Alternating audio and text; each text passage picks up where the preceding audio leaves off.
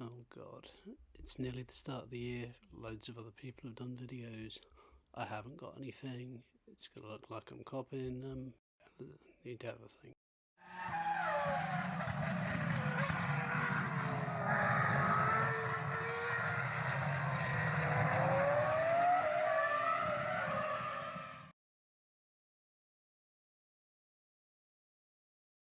I'm David Noble, welcome to the channel. Now, most years when we think about how the upcoming season is likely to go, we've got a pretty good idea what to expect. But this season is supposed to be the biggest shake-up in chassis regulations in at least a generation. So how are you supposed to make predictions when there's such an expectation, maybe even hope for change?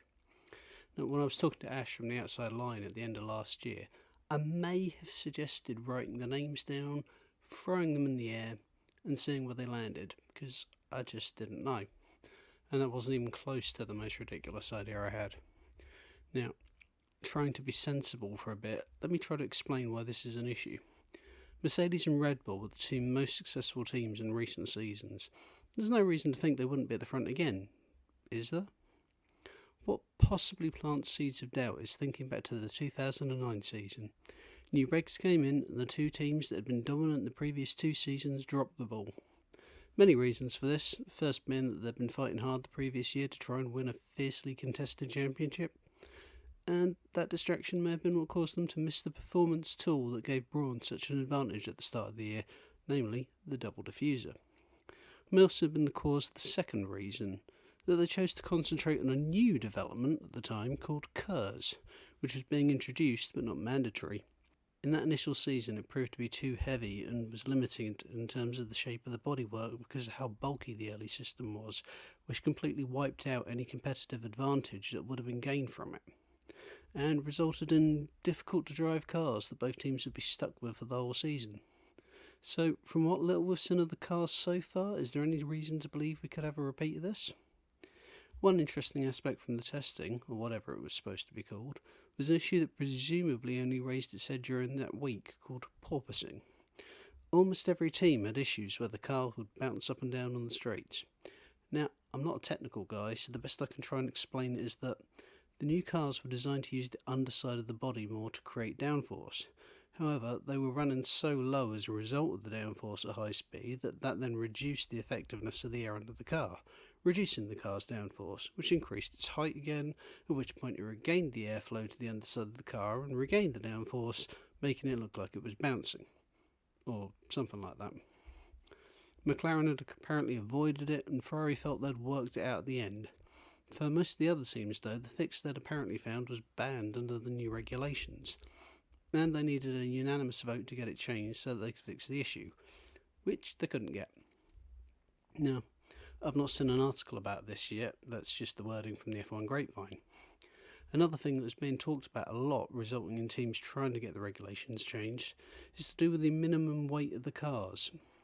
Now, the 22 cars, sticking to the recent trend, had grown in weight to an elephant-like 790 kilos, which for fans watching the sport is about 150 kilos more than we want, because they're just bloody huge.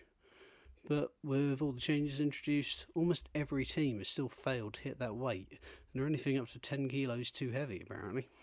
Now, I'm a good 10 kilos heavier than I want to be, but mostly I don't notice because I don't have to race anyone. But for a racing car, the difference of 10 kilos, well, that kind of hurts, you know. So to change the rules requires a unanimous vote, but the teams that have done a better job of hitting the target weights aren't really going to want to give up that advantage. So hopefully it won't be allowed to be increased. Right, a little coda on that is that literally the day after I wrote this script, it got announced there was going to be a 5 kilo increase. So Alfa Romeo, I think, were the only team to hit it. I feel a bit gypped about that. Anyway, how do we think the teams will do? Well, based on what little we know, at the potential back of the field, it's not been smooth sailing for Alpine, Alfa Romeo or Haas, who all suffered reliability issues in not testing, which limited their running considerably. I mean, how bad did it go for Haas and Alfa Romeo? If you combine the lap numbers from them, it'd still be less than Williams, who themselves ran 92 laps less than Ferrari. I mean, poor Haas. They've put everything into this car, sacrificing last season only to find themselves with the weakest lineup on the grid, a loss to their main sponsor, and poor reliability to go with it. Now, it's kind of like for the sake of the team, the people on the ground, the mechanics, and the people whose livelihood that is, I kind of wanted desperately to not feel like I was putting them last this year. But it just feels like they're kind of fighting too much. And whilst they, with any luck, should be closer with all the effort they've put in, I don't know how they're going to score the big results they need. So they're last on my list. So who are the others which are going to be at the bottom of my list with them? I mean, all these teams could surprise us, but so far it's not really gone their way.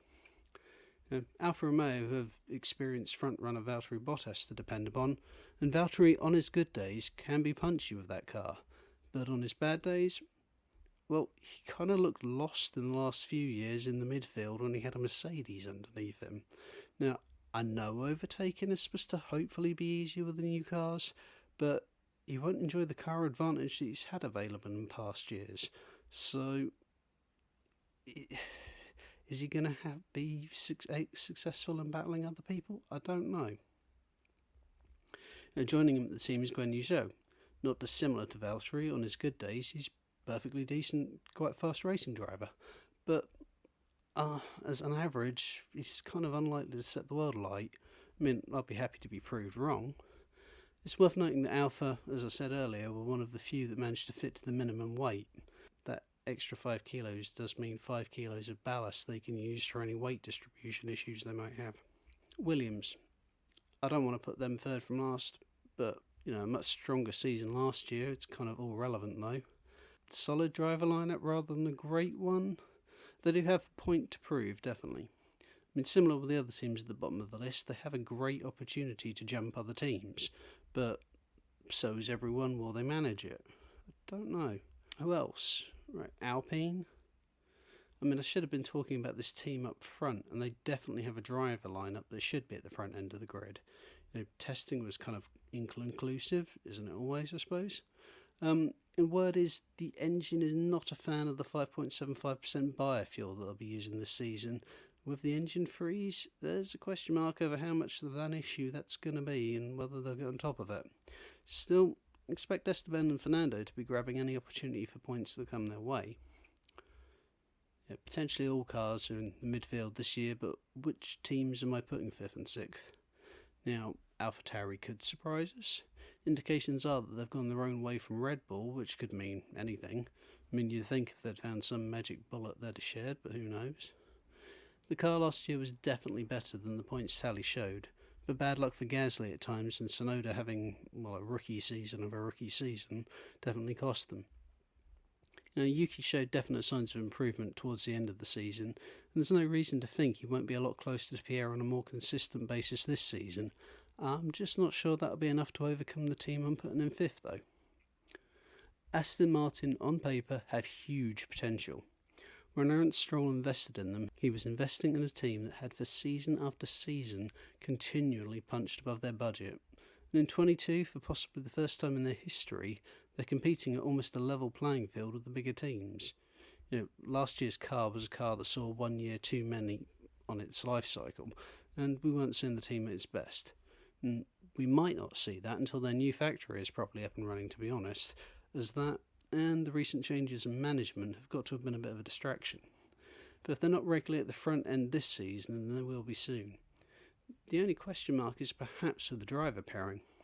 Now, off track, I fully suspect Sebastian is a huge asset to the team. He knows how big teams work, and despite a lack of success in recent years, he is still a big name.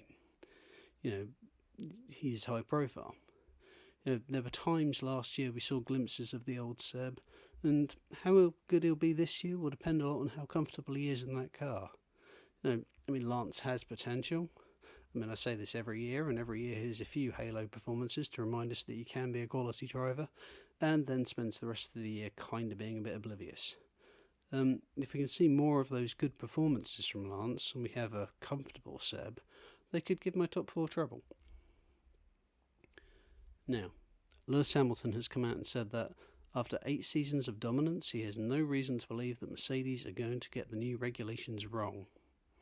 And Red Bull have a very strong design department, so they should be strong as well.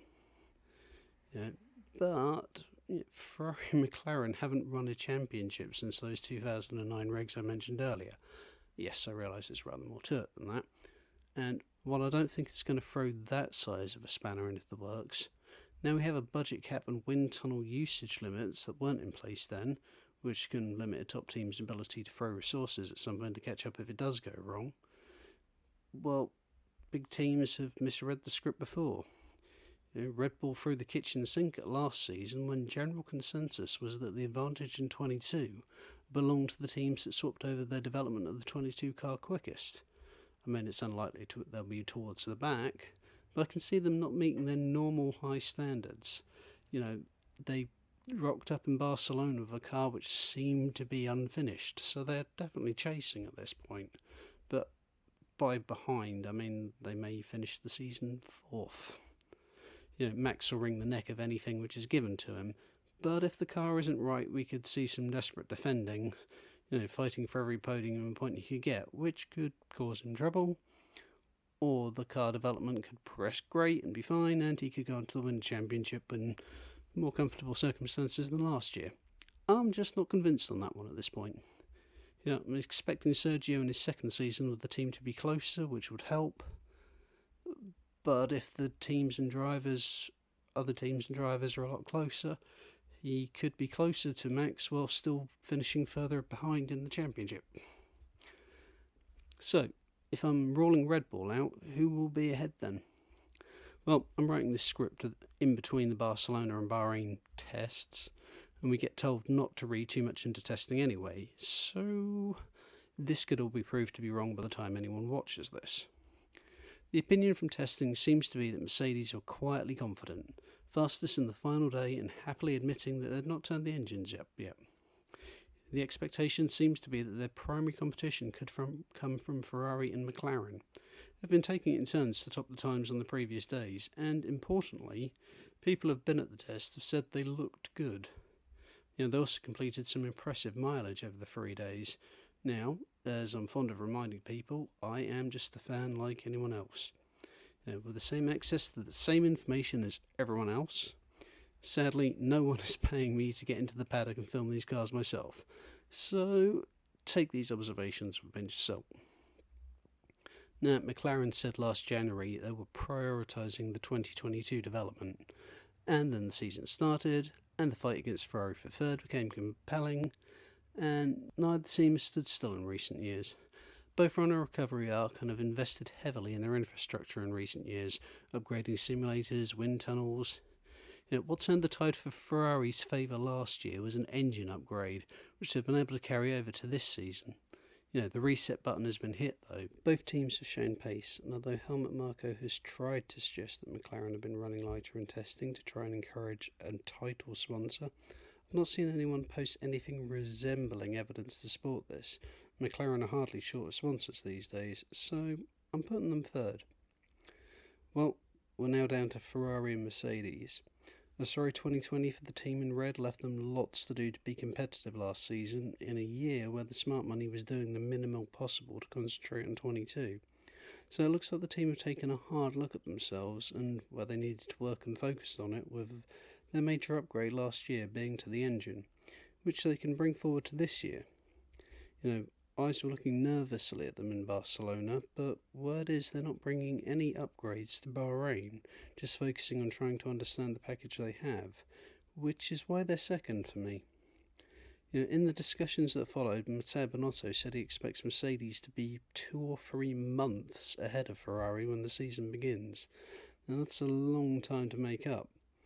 In Charles and Carlos, Ferrari have what's considered to be one of the best driver pairings out there, but is it a match for Lewis and George? In terms of raw ability, possibly, but Lewis isn't the raw driver he was in 2011 anymore. The experience he brings to the table now and the knowledge he has of these situations could make the difference. We talk about drivers only contributing perhaps 10% to overall performance between teams from one end of the grid to the other. It doesn't matter what driver you put in the Haas, he's unlikely to win the title. But when you're talking fine margins at the front, the requirement to deliver 100% consistently, that 10% extra you get from an experienced championship winning competitor who's been there really does help. So, biggest shake up in chassis regs in a generation, and I'm still saying Mercedes will win. Unlike past seasons though, you never know. Anyway, thanks for watching. There'll be probably more videos coming out at some point, probably involving slightly less cuddly toys. Insert usual waffle about subscribing here. Although if you're subscribing to this video, you're going to be sorely disappointed probably by my normal stuff. Anyway, goodbye for now. Well, that was bloody weird.